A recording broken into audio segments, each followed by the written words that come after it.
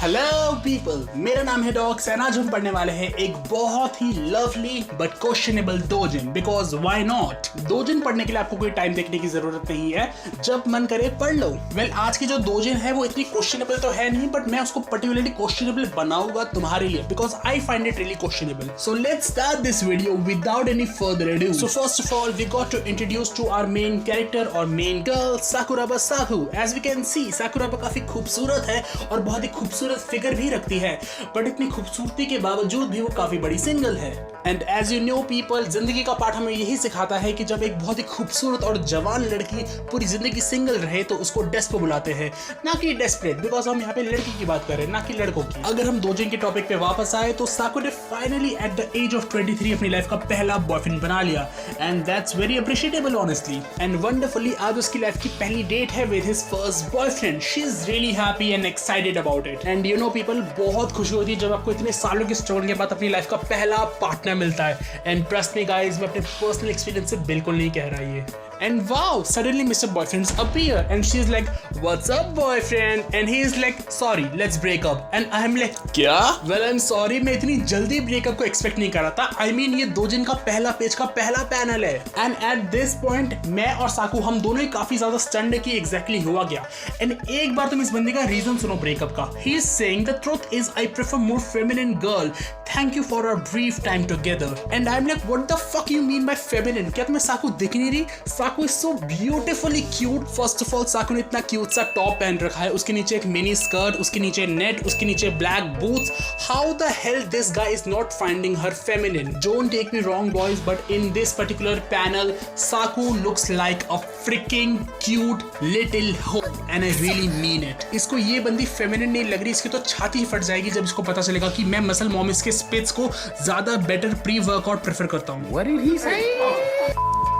I mean, what is this behavior? How can you judge someone in just few meetings? I mean, अगर आप एक relationship में हो या फिर आप एक बिल्कुल न्यू रिलेशनशिप में आए हो तो आपको अपने पार्टनर को थोड़ा टाइम देना चाहिए। बिकॉज आपको जो पार्टनर होने वाला है वो आपके बिल्कुल मन मुताबिक नहीं होने वाला है। Because he is a different person. ऐसी बहुत सारी चीजें हो सकती है उसके अंदर जो आपको पसंद ना हो, तो आपको उसको अपनी लाइक्स और डिसलाइक्स बताने चाहिए कि वो अपने अंदर उस मुताबिक चेंजेस लाए, आपके तरह बने। एंड ऑफकोर्स ऐसी सेम चीज सामने वाले बंदे को भी करनी चाहिए आपके लिए। And this motherfucker really thought ये साकू को पूरी तरह से समझ चुका है, ये साकू की सारी लिमिटेशंस को पहचान चुका है कि ब्रो इस पॉइंट से ज्यादा साकू फेमिनिन बन ही नहीं सकती। So there is no point of dating her, so let's dump her. What a great guy. चूतिया बहन का। And afterwards, this guy just walk away by saying take care. And I'm like, what the fuck, bro? तेरे को take care करना था, इस पे क्यों छोड़ के चला गया बे?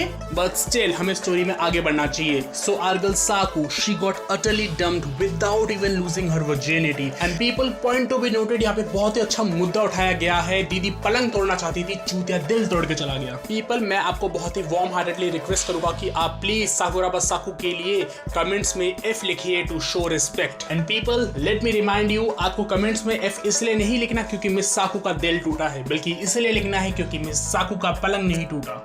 एंड उसके बाद साकू सोचती है, wait, isn't he giving up on me little too quickly? We haven't even held hands yet. And I'm like, वाह, एक और बहुत ही महान मुद्दा उठाया गया है। अभी तक हैंड होल्डिंग नहीं की गई है, अभी तो हैंड होल्डिंग होगा, अभी तो फायरवर्क्स होगा, अभी तो बीच एपिसोड आएगा, अभी तो लॉन्डे के 2-3 NTRs होंगे। इन सब के बाद एक रिलेशनशिप में डिवोर्स या ब्रेकअप के बारे में सोचा जाता है, और ये लॉन्डा भैंस के फर्स्ट पैनल में ही ब्रेकअप करा के बैठा है। एंड पीपल, यही प्रॉब्लम है आजकल के मॉडर्न एरा दोजिन्स के मेन कैरेक्टर्स के बारे में। ये बेसिक रूल्स रेगुलेशन फॉलो ही नहीं करते एक रिलेशनशिप के बारे में, फिर बाद में कंप्लेन करते हैं हम मेन स्ट्रीम क्यों नहीं बन रहे, हम मेन स्ट्रीम क्यों नहीं बन रहे। यार पहले तुम कुछ बेसिक फॉलो कर लो, फिर तुम्हें मेन स्ट्रीम बनाने का सोचा जाएगा। उसके बाद साकू सोचती है, my maiden potential is still full of room to grow, you know. And I am like, exactly my point, मैंने अभी ये कहा। आई मीन, उसने उसको चांस ही नहीं दिया समझने के लिए। पीपल, अगर आपके पास एक्चुअल पार्टनर है, प्लीज अपने पार्टनर्स को थोड़ा टाइम दो समझने के लिए। अगर वो तब भी नहीं समझ पा रहे तो उन्हें डायरेक्टली बताओ कि आप क्या एक्सपेक्ट कर रहे हो उनसे। बिकॉज एक रिलेशनशिप में ट्रांसपेरेंसी होना, अंडरस्टैंडिंग होना बहुत जरूरी है। अगर वो नहीं होगा तो वो कभी लॉन्ग लास्ट नहीं करेगा। And of course, afterwards, Saku got really sad because why not? Saku ने अपनी जिंदगी के पूरे 23 साल संघर्ष और सिंगल पने के साथ बिता दिए, और जब उसको फाइनली अपना लाइफ का पहला बॉयफ्रेंड मिला, उसने उसको फर्स्ट डेट पे डंप कर दिया। She is really upset. But still in सारे ड्रामा के बीच में तुम्हें कुछ इंटरेस्टिंग दिखाना चाहता हूँ। प्लीज साकू के क्लोथिंग पे ध्यान दो। एज वी कैन सी साकू ने एक बहुत ही क्यूट सा टॉप पहन रखा है जिस पे काफी अच्छा लग रहा है। बट इस टॉप में एक बात है जो लोगों ने इतना नोटिस नहीं किया होगा, अगर किया भी होगा तो इतना डीपली नहीं सोचा होगा। मैं बताता हूँ कैसे। साकू के टॉप का जो लेफ्ट स्ट्रैप है वो नीचे गिर चुका होता है।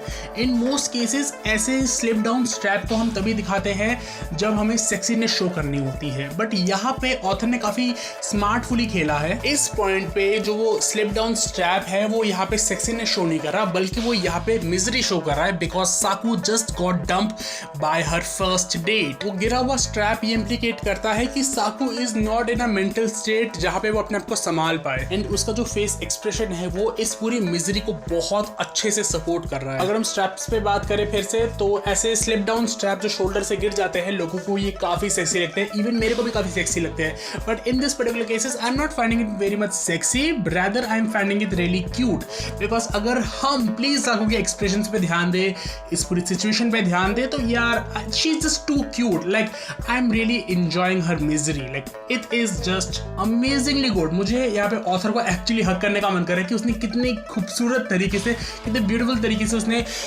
साकू के कैरेक्टर को डिजाइन किया है। एंड पीपल यहाँ पे मैं एक और चीज पे आपका थोड़ा फोकस देना चाहता हूँ, वो है उसका लेफ्ट ब्रेस्ट। जस्ट बिकॉज उसका लेफ्ट स्ट्रैप गिर गया है तो उसका जो लेफ्ट ब्रेस्ट है वो काफी ज्यादा एक्सपोज हो गया है, and it is kind of hanging out, but इतना भी हैंग नहीं कर रहा कि मैं दिखा नहीं सकता। एंड पीपल मैंने जानबूझ के आपका इस हैंग आउट ब्रेस्ट पे ध्यान डाला because this is gonna be very fun later on in the video. अगर हम दोजन पे वापस आए और अगले पैनल पे ध्यान दे तो हमें दिखता है रिकू, एक बहुत ही नौजवान लड़का जो काम से बहुत ही थक हार के वापस आता है और अपने घर में घुसता है, और वो घर में घुसते ही क्या देखता है, अपनी इकलौती बड़ी बहन को, साकुराबा साकू, जो बिल्कुल दुख दर्द पीड़ा में टोटल 5 कैन ऑफ बियर खाली कर चुकी होती है और वो अपने लाइफ के पहले ब्रेकअप का शोक बना रही होती है। And afterwards Saku just broke down and she was like, वाह रिकू मेरी बात समझो, मेरी लाइफ अब खत्म हो चुकी है, अब मुझे कोई भी गले नहीं लगाएगा, अब मुझे कोई नहीं संभालेगा, अब मैं हमेशा के लिए अकेली रह जाऊंगी इस दुख दर्द पीड़ा में, हमेशा हमेशा के लिए। नो मुझे ये सब नहीं चाहिए, मुझे अकेले नहीं मरना है। एंड रिकू वाज लाइक, दीदी एक सेकेंड, थोड़ा अपने आप को संभालो। अगर हम अगले पैनल पे चले तो रिकू ने अपनी बड़ी बहन साकू को कुछ बहुत ही सुनहरे शब्द कहे। अब मैं ये बोलूंगा कि यहाँ पे सुनहरे शब्द is not a very correct description, तो मैं बोलूंगा तांबे के शब्द। These are not golden words, these are copper words. Riku ने अपनी बड़ी बहन साकू से कहा, मैं आपसे हमेशा से कहना चाहता था बट आज तक कभी कह नहीं पाया, बट आज कहूँगा, आई लव यू दीदी और Nissan as a woman। and I was actually shocked because people believe me, मुझे को भी नहीं पता था कि इंसिस्ट होने वाला है। जैसे तुम शॉक हो मैं भी उतना ही शॉक हूँ। This is a fucking incest। Okay people, just for the sake of humanity मैं यहाँ पे साकू को एक स्टेप सिस्टर डिक्लेयर करता हूँ। She is a step sister just for the sake of humanity। ठीक है, अब हम फिर से कंटिन्यू करेंगे। एंड उसके बाद रिको अपनी बहन को कंसोल करने लगता है, जैसे मैं आपके लिए हमेशा रहूंगा, आपको जब भी कुछ होगा मेरे को बताना, मैं आपको हमेशा चीयर अप करूंगा वगैरह वगैरह। एंड उसके बाद साकू ने कुछ काफ़ी अनएक्सपेक्टेड किया, या फिर मुझे बोलना चाहिए काफ़ी एक्सपेक्टेड चीज़ की। She started kissing him, and उसके बाद चीज़ें काफ़ी ज़्यादा स्काई रॉकेट हो जाती है, and yup things started getting happening। like ऐसी चीज़ होती है जो मैं बता नहीं सकता, but you know what I mean। and people please let me remind you, this is only the 3rd page of the Dojin। अगर हम 4th पेज पे आगे बढ़े, so मैंने एक बहुत ही कमाल की लाइन पढ़ी वहाँ पे जो मैं आपको पढ़कर सुनाना चाहता हूँ। वो है I did it, oh I'm sorry, I mean she did it, oh I'm again sorry, they did it, quite literally they did it, and we have a bedroom scene।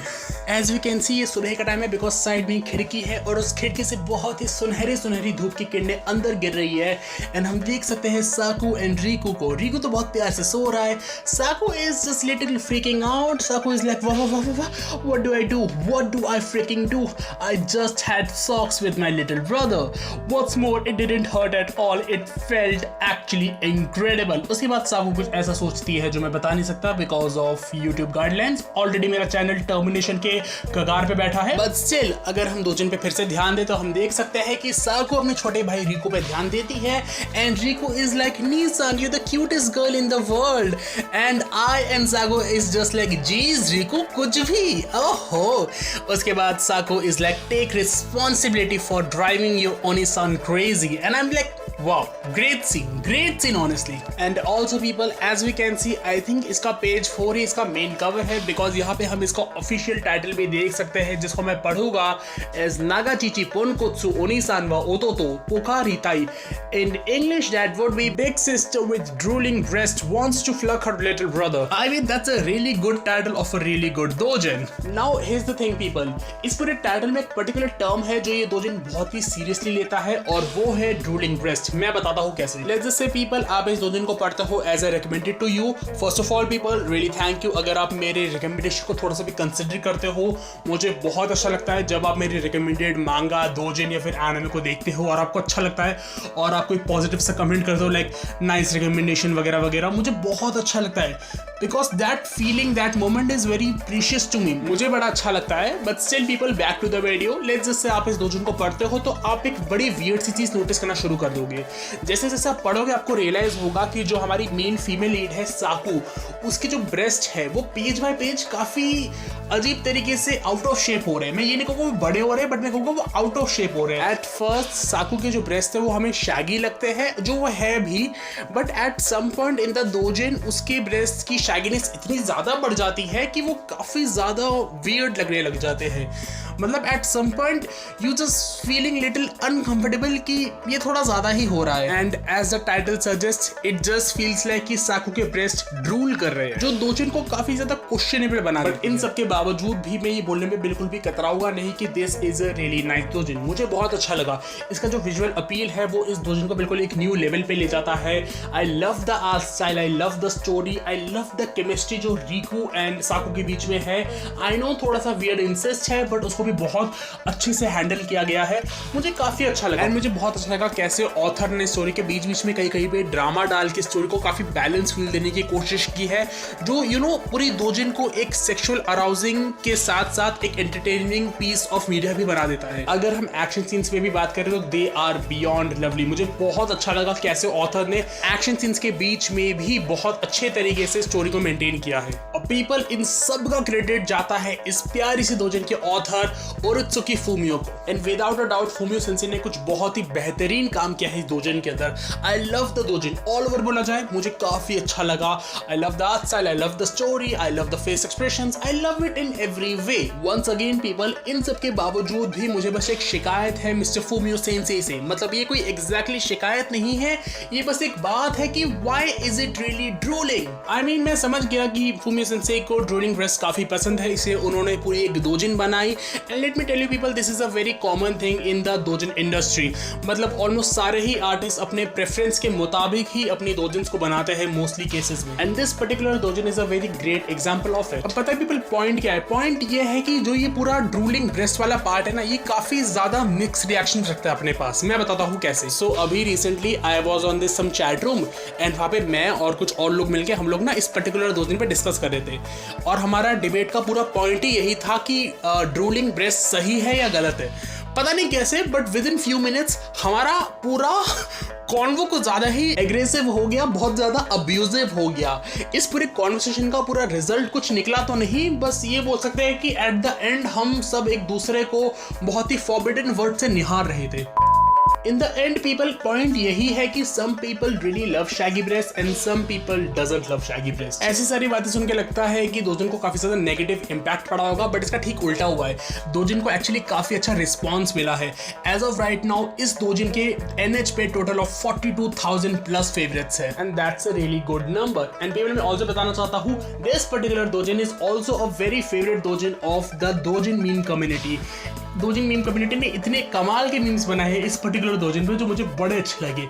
मैं ये मीम्स दिखा सकता हूँ बट मैं दिखाऊंगा नहीं, because मैं अपने चैनल का एक और वीडियो एज रिस्ट्रिक्टेड नहीं करना चाहता. And that's it people for this video. I really hope आपको वीडियो अच्छा लगे. एक्चुअली मैं अपने वीडियो मेकिंग के तरीके को थोड़ा सा चेंज कर रहा हूँ, कुछ न्यू चीज़ें ट्राई कर रहा हूँ. आपको जो भी अच्छा लगे, जो भी बुरे बेकार लगी, प्लीज़ मुझे कमेंट्स में बताओ.